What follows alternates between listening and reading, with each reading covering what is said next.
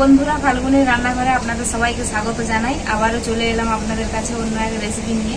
তো আজকে কাঁচকলা আর লাউ শাক দিয়ে একটা নতুন ধরনের রেসিপি বানাবো, আর সাথে থাকবে কাঁচকলার খোসার ভর্তা। তো কিভাবে বানাবো প্রথম থেকে শেষ অবধি পুরো ভিডিওটা দেখতে থাকুন আর আমার সাথে থাকুন। আঁচটা তো আমি ধরিয়ে দিয়েছি, উনুনে কড়াইটা বসিয়ে দিচ্ছি। কড়াইতে আমি জল দিয়ে দিচ্ছি।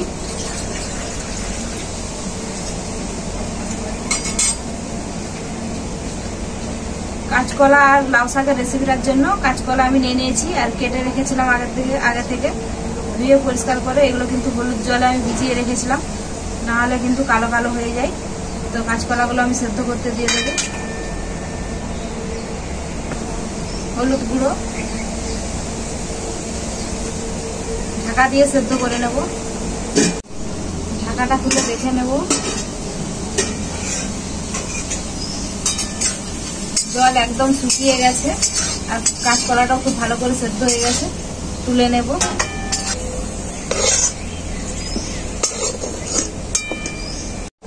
কলাটাকে আমি ঠান্ডা করে নিয়েছি, হাতে করে মেখে নেব।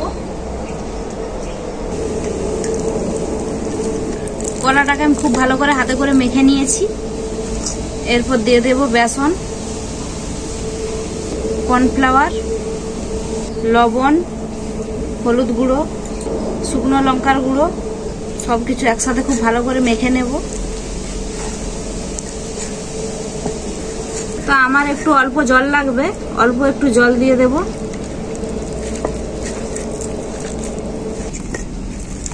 সবকিছু একসাথে আমি খুব ভালো করে মেখে নিয়েছি। কড়াইটা তো উনুনে বসিয়ে দিয়েছি, কড়াইটা গরম হয়ে গেছে। সরষের তেল দিয়ে দেবো বড়াগুলো ভাজার জন্য। কলার তেলটা খুব ভালোভাবে গরম হয়ে গেছে আর বড়াগুলো আমি এখন এইভাবে ভেজে নেব। দেখুন, এইরকম লম্বা লম্বা প্রথমে করে নেব হাতে করে, তারপর এটাকে চ্যাপটা করে নেব। এরকম ভাবে দিয়ে বড়াগুলো ভাজবো।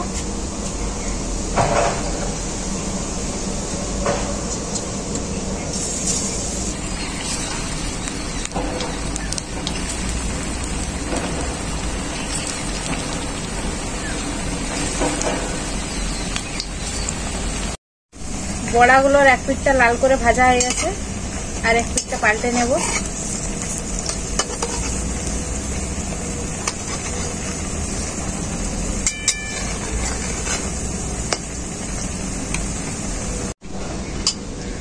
কলার বড়াগুলো আমার খুব ভালো করে লাল লাল করে ভাজা হয়ে গেছে। এখন আমি তুলে নেব।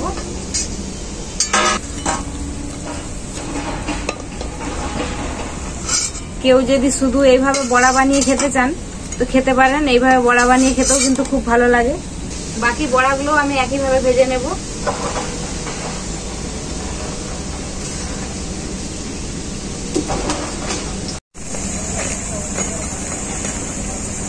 এইগুলো এক পিসটা খুব ভালো করে লাল করে ভাজা হয়ে গেছে। বাকি বড়াগুলোও আমি একইভাবে ভেজে নিয়েছি, তুলে নেব।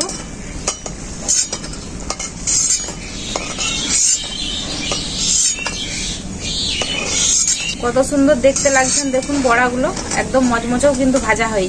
ওই তেলেই আমি বেগুনগুলো ভেজে নেব। লাউ শাকের এই রেসিপিটাতে কিন্তু আমি বেগুন দিচ্ছি। লবণ, হলুদ গুঁড়ো,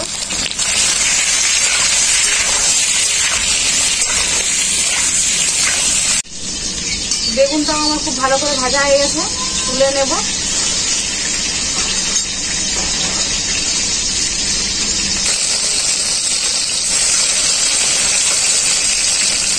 ওই তেলে আমি আর একটু সরষের তেল দিয়ে দেব, তেজপাতা, গোটা জিরে। এরপর আমি দিয়ে দেব আলু, লম্বা লম্বা করে আলুগুলো কেটে রেখেছিলাম। লবণ, আলুগুলোকে আমি একটু হালকা করে ভেজে নেব। আলুটাকে আমি হালকা করে ভেজে নিয়েছি। এই সময় আমি দিয়ে দেব লাউ শাক। লাউ শাকগুলো আমি আগে থেকে কেটে ধুয়ে পরিষ্কার করে নিয়েছিলাম।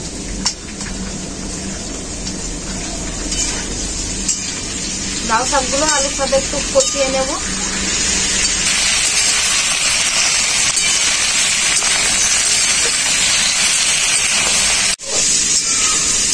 আলু আর আর লাউ শাকটা খুব ভালো করে তেলে কষিয়ে নিয়েছি।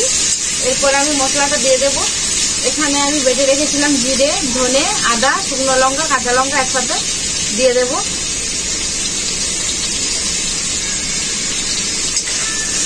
লাউ শাক আর আলু মশলার সাথে খুব ভালো করে কষিয়ে নেব। এরপর আমি দেবো হলুদ গুঁড়ো,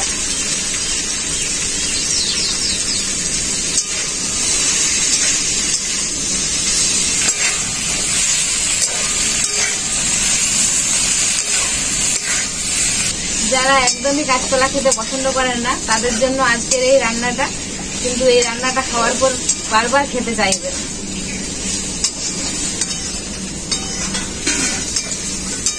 এরপর আমি পরিমাণ মতো জল দিয়ে দেব। কিছুক্ষণের জন্য ঢাকা দিয়ে আলু আর লাউ শাকটা সেদ্ধ করে নেব ভালো করে।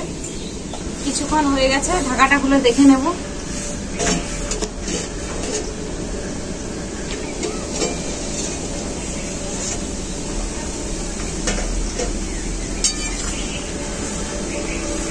আলু আর লাউ শাক খুব ভালো করে সেদ্ধ হয়ে গেছে আর জলটাও অনেকটা শুকিয়ে গেছে।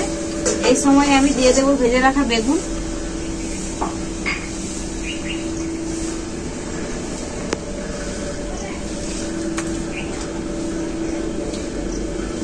আর ভেজে রাখা বড়াগুলোও দিয়ে দেবো।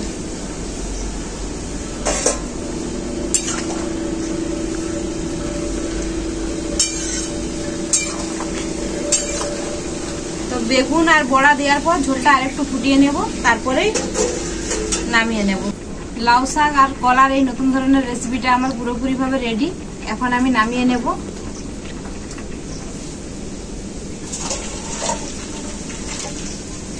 লাউ শাক আর কলার এই রেসিপিটা তো আমার হয়ে গেল। এরপর আমি কলার খোসার ভর্তাটা বানাবো, তার জন্য উনুনে কড়াইটা বসিয়ে দিয়েছি। কড়াইতে জল দিয়ে দিচ্ছি।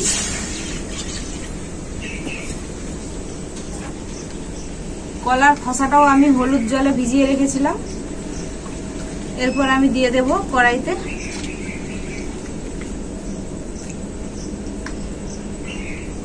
হলুদ গুঁড়ো,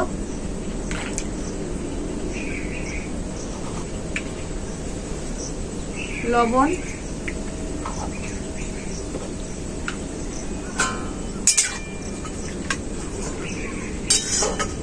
ঢাকা দিয়ে খুব ভালো করে সেদ্ধ করে নেব।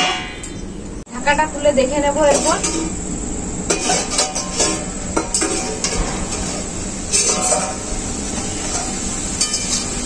জলটা শুকিয়ে গেছে খুব ভালো করে আর খোসাগুলো খুব ভালো করে সেদ্ধ হয়ে গেছে, তুলে নেব।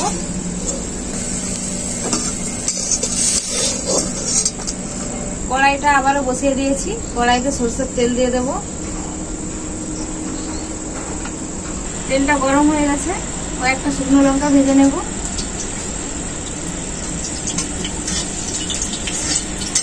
শুকনো লঙ্কাটা খুব ভালো করে ভাজা হয়ে গেছে, তুলে নেব। এরপর আমি কড়াইতে দিয়ে দেব পেঁয়াজ, রসুন আর কালো জিরে।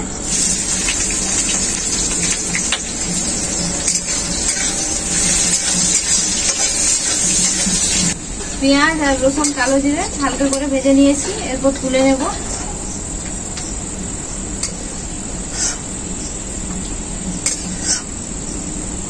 কলার খোসাগুলো আমি ঠান্ডা করে নিয়েছি, এখন আমি বেটে নেব।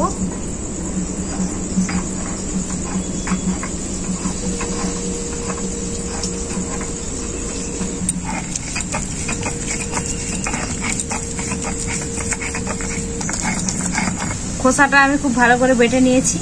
এর মধ্যে দিয়ে দেব শুকনো লঙ্কা, পেঁয়াজ, কালো জিরে আর রসুন।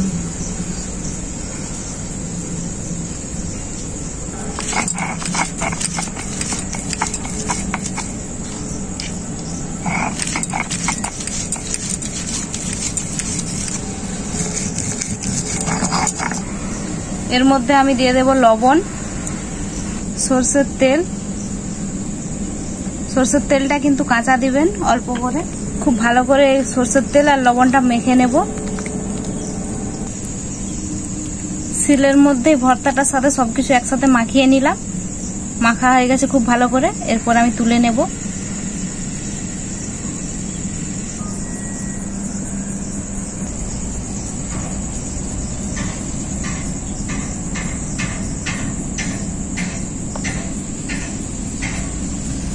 আগে আমি ভর্তাটাই খাই, বলবো কেমন হচ্ছে।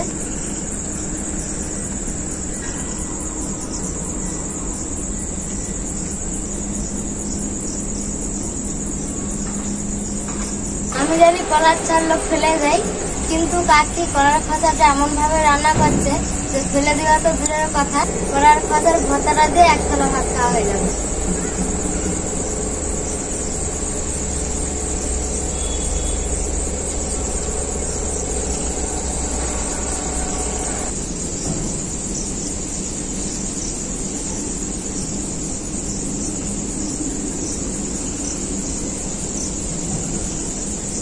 কলার তরকারি আমি একদমই পছন্দ করিনি, কিন্তু কলার তরকারিটা কাকি এরকম এত সুন্দর করে রান্না করছে, কলারের দুটো তরকারি দিয়ে আমি ভালোই ভাত খেলাম।